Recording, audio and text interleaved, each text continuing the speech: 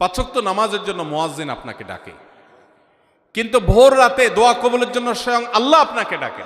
ভোর রাতের দোয়ার প্রভাব এত বেশি, তাহাজ্জুদের সময়ের দোয়া এত গুরুত্বপূর্ণ যে এই এক দোয়া আমার জীবনকে আমূল পরিবর্তন করে দিয়েছে। সাহারি খেতে যখন উঠবেন, সাহারি খাওয়ার পর 10টা মিনিট সময় হাতে রাখেন, বা সাহারি খাওয়ার আগে 10টা মিনিট আগে উঠে উজু করে 2 রাকাত 4 রাকাত নামাজ পড়ে, বা নামাজ পড়ার সময় না থাকলে অন্তত কেবলামুখী হয়ে 2টা হাত তুলে আল্লাহর কাছে একটু চান।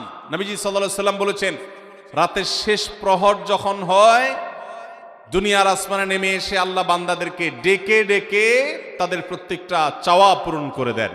ভোর রাতে দোয়া করা, কারণ সারা বছর ভোর রাতে তাহাজ্জুদের নামাজ পড়া বা দোয়া করার সুযোগ আমাদের হয় না, কিন্তু রমজানের সাহরি খেতে তো এমনি ওঠেন, অতএব এই টাইমে দোয়া কবুল হয়। 24 ঘন্টার ভিতরে দোয়া কবুলের সবচেয়ে মোক্ষম সুযোগ, সবচেয়ে আদর্শ সময় হলো এই তাহাজ্জুদের সময়টা।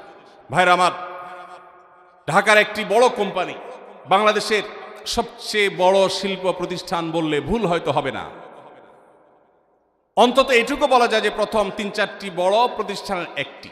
এরকম একটা প্রতিষ্ঠানের একজন কর্মকর্তা বছর 2-3 আগে আমার সাথে হঠাৎ দেখা। তিনি আমাকে দেখে বেশ আবেগ আপ্লুত হলেন এবং অনেকটা জড়িয়ে ধরলেন এবং বললেন, ভাই, আপনার একটি আলোচনা থেকে আমার জীবনের ভিতরে এমন এক পরিবর্তন আসছে যেটা অকল্পনীয়, অভাবনীয়। তো আমি একটু কৌতূহল হয়ে জানতে চাইলাম কোনটা সেটা। তখন তিনি বললেন, ভাই, আমার জীবনে এমন একটা রোগ হয়েছে, যেই রোগ ট্রিটমেন্ট করার জন্য দেশে বিদেশে বিভিন্ন জায়গায় গিয়েছি, কোনো চিকিৎসা এর আমি পাই নাই। শেষ পর্যন্ত আশাহত হয়ে চাকরি ছেড়ে দিয়ে, শহর ছেড়ে দিয়ে গ্রামে গিয়ে বসবাস করা শুরু করছি এবং মৃত্যুর জন্য অপেক্ষা করছি। এর মধ্যে আপনার একটা আলোচনার ক্লিপ আমার চোখের সামনে আসলো সোশ্যাল মিডিয়াতে, ওটা শুনলাম। সে আলোচনাটা ছিল, আল্লাহর কাছ থেকে অসাধ্য সাধন করার সময় হলো ভোর রাত তাহাজ্জুদের সময়। আমি এই আলোচনা পুরোটা শোনার পর ওই রাতেই আমি ঘুম থেকে উঠে ভোর রাতে তাহাজ্জুদ পড়ে আল্লাহর কাছে বুক ভাসিয়ে মন ভরে কাঁদলাম, দোয়া করলাম। ওই ভাই বললেন যে আমি এত দোয়া করলাম, দোয়া করতে করতে দীর্ঘ সময় আমি পরিতৃপ্ত হলাম, আমার দোয়া শেষ হয়ে গেল।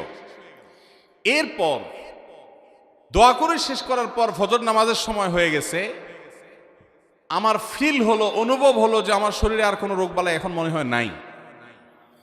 এবং তিনি গত 2 দিন আগেও তার সাথে আমি দেখা করলাম ঢাকায়, গতকালকে দেখা করলাম, 2 দিন আগে না, মাত্র 1 দিন আগে দেখা করলাম। তিনি এখন সুস্থ সবল হয়ে আবার তার চাকরিতে ফিরে গিয়ে স্বপদে সমহিমায় আছেন। তিনি এক সহকর্মীকে ডেকে আমার সামনে বলছেন, এই তোমরা বলো তো, আমি আগে শারীরিকভাবে বেশি ফিট ছিলাম নাকি এখন বেশি ফিট? তখন তার সহকর্মী আমার সামনে বলছে, স্যার, আপনি আগে অনেক বেশি রাগারাগি করতেন, আপনি হট মেজাজি ছিলেন, অনেক বেশি অসুস্থ হয়ে যেতেন কিছু হলেই, কিন্তু এখন আপনি সে আগের সময়ের তুলনায় অনেক বেশি সুস্থ এবং ফিট।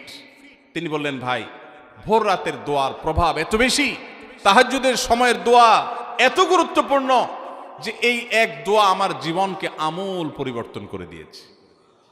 এজন্য ভাইরা, রমজান মাসে বিশেষ করে যখন তাহাজ্জুদের সময় সাহারি খেতে যখন উঠবেন, সাহারি খাওয়ার পর 10টা মিনিট সময় হাতে রাখেন, বা সাহারি খাওয়ার আগে 10টা মিনিট আগে উঠে উজু করে 2 রাকাত 4 রাকাত নামাজ পড়ে, বা নামাজ পড়ার সময় না থাকলে অন্তত কেবলামুখী হয়ে 2টা হাত তুলে আল্লাহর কাছে একটু চান।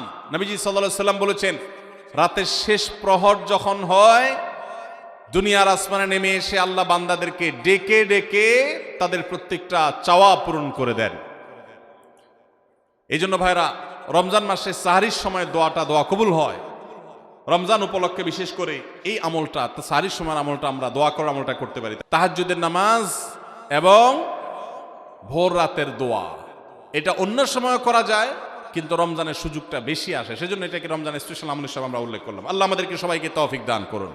সাহারি খেতে উঠলে একটু দোয়া করবো তো ইনশাআল্লাহ, 2-4 মিনিটের জন্য হলে দোয়া করবো, একাকে নির্জনে আল্লাহর কাছে কেবলামুখী হয়ে। এর চেয়ে বড় দুর্ভাগ্যের বিষয় কি আছে যে আল্লাহ চাওয়ার জন্য ডাকছেন আর আমি অবহেলা করে বসে আছি। ভাইরা আমার, 5 ওয়াক্ত নামাজের জন্য মুয়াজ্জিন আপনাকে ডাকে, কিন্তু ভোর রাতে দোয়া কবুলের জন্য স্বয়ং আল্লাহ আপনাকে ডাকে। অতএব সাহরি খেতে উঠলে ভোর রাতে সাহরির সময় একটু দোয়া করবো তো ইনশাআল্লাহ। ওমরা করা, যাদেরকে আল্লাহ তৌফিক দিয়েছেন তারা রমজানে ওমরা করবেন, কারণ নবী করিম সাল্লাল্লাহু আলাইহি ওয়াসাল্লাম বলেছেন উমরাতুন ফি রমাদান তা'দিলু হাজ্জা, রমজানে কেউ ওমরা করলে একটা হজের সওয়াব পায়। কোন কোন হাদিসে আসছে তা'দিলু হাজ্জাতাম মাই, নবীজির সাথে হজের সওয়াব পাওয়া যায় রমজানে ওমরা করলে। আল্লাহ আমাদেরকে যখন তৌফিক দিবে আমরা তখন সেটা করব ইনশাআল্লাহ। ঠিক আছে না? নিয়ত করেন, দোয়া করেন, আল্লাহ একসময় তৌফিক অবশ্যই দিবেন। বেশি বেশি কি করা? ইস্তেগফার করা, অর্থাৎ ক্ষমা প্রার্থনা করা। কেন ক্ষমা প্রার্থনা বেশি করবেন?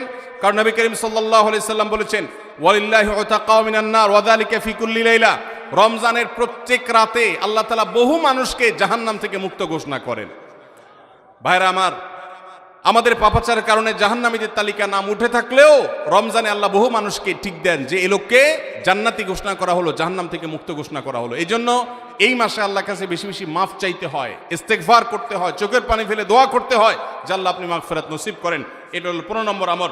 16 নম্বর আমল হলো রোজাদারকে ইফতার করানো। নিজে ইফতার করবেন, পাশাপাশি রোজাদার ব্যক্তিকেও ইফতার করাবেন।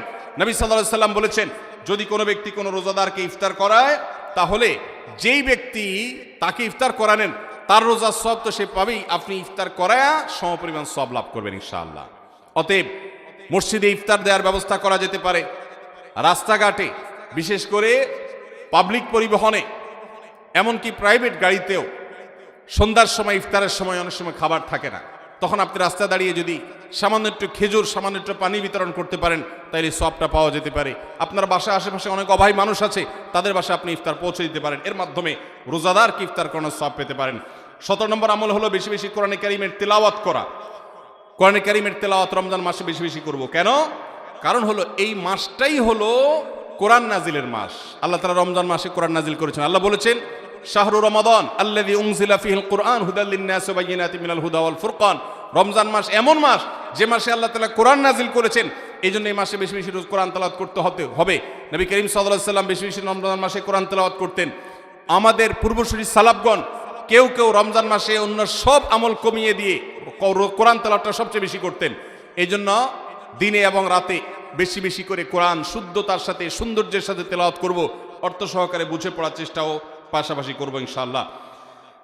18 নম্বর আমল হলো কোরআন পরস্পরকে শোনাশুনি করা, বুঝে পড়া। অর্থাৎ আপনি কোরআন তেলাওয়াত করবেন, আপনার স্ত্রী শুনবে, আপনার মা শুনবে, আপনার বোন শুনবে, আবার তারা তেলাওয়াত করবে, আপনি শুনবেন। আমরা তারাবির নামাজে এক পক্ষীয় তেলাওয়াত শুনি, হাফেজ সাহেব তেলাওয়াত করেন, আমরা শুনি, কিন্তু আমরা তেলাওয়াত করে আরেকজন শুনবে, এটা হয় না। নবী সাল্লাল্লাহু আলাইহি সাল্লাম রমজান মাস আসলে জিবরিল ফেরেশতার সাথে কোরআন শোনাশুনি করতেন। জিবরিল তেলাওয়াত করতেন, নবীজি শুনতেন, আবার আমাদের নবীজি তেলাওয়াত করতেন, জিবরিল শুনতেন। এটা একটা সুন্নত। এই সুন্নতটা বিলুপ্ত হয়ে গেছে, এটা নিয়ে চর্চা নাই। এই জন্য আমরা এটা বাসা বাড়িতে নতুন করে জিন্দা করব। আল্লাহ আমাদেরকে তৌফিক দান করুন। 19 নম্বর আমল হলো দান সাদাকা বেশি বেশি করা। নবীজি সাল্লাল্লাহু আলাইহি সাল্লাম এমনিতেই প্রচুর পরিমাণ দান করতেন, কিন্তু রমজান আসলে তার দানশীলতার পরিমাণ আরো বেড়ে যেত। এই জন্য অভাবী, প্রতিবেশী, গরিব, দুঃখী সবার ঘরে ঘরে আমরা আমাদের সাধ্য অনুযায়ী দান পৌঁছানোর চেষ্টা করব রমজান উপলক্ষে। এটা রমজানের 19 নম্বর স্পেশাল